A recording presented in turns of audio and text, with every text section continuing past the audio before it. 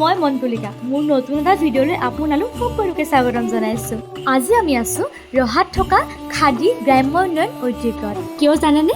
আমি আছোঁ 7 দিনীয়া এটা ইণ্টাৰ্ণশ্বিপৰ বাবে। আপোনালোকে হয়তো জানে যিহেতু আমি NEP আণ্ডাৰত BA কৰি আছোঁ, গতিকে নিউ এডুকেশ্যন পলিচি আমাক নতুন নতুন ধৰণৰ শিক্ষাৰ নীতি আগবঢ়াইছে, লগতে ল'ৰা ছোৱালীসকলক চাকৰিমুখী নহৈ বৃত্তিমুখী কৰাৰ উদ্দেশ্যে।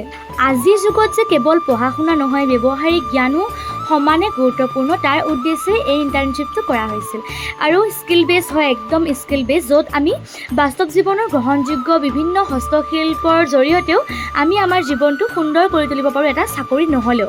আৰু এই ইণ্টাৰ্ণশ্বিপটোত আছিল কেক মেকিং, কেণ্ডেল মেকিং, ধূপকাঠি বনোৱা আৰু বিভিন্ন ধৰণৰ। আৰু কেক মেকিঙত মই ল'লোঁ, যিহেতু মই স্কিলৰ বিষয়ে মই নিজেও অলপ চলপ জানো বুলি ক'লে ভুল হ'ব, যিহেতু মই পঢ়াৰ লগতে বিজনেছ এটাও কৰি আছোঁ, গতিকে এই ইণ্টাৰ্ণশ্বিপটো মোৰ কাৰণে একেবাৰে সহজ হৈ পৰিছে। আৰু মই কেক মেকিং লৈছোঁ। কেক মেকিঙৰ গ্ৰুপটোত মোক গ্ৰুপ লিডাৰ হিচাপে মোক নিৰ্বাচন কৰিলে, তাৰ বাবে সকলোকে ধন্যবাদ। সকলো মানে মোৰ টিচাৰসকলক বহুত বেছি ধন্যবাদ। আৰু সকলো ল'ৰা ছোৱালীয়ে আগবাঢ়ি যাওক, এনেকৈ সকলোৱে চাকৰিমুখী নহওক, সকলোৱে নিজৰ নিজৰ কামবোৰ ধুনীয়াকৈ কৰক। মই ভাবোঁ অনাগত দিনত এই ইণ্টাৰ্ণশ্বিপটোৱে মোৰ লগৰ বন্ধু, সমনীয়া, ভাইটি ভণ্টি, দাদা বাইদেউ সকলোকে সহায় কৰিব।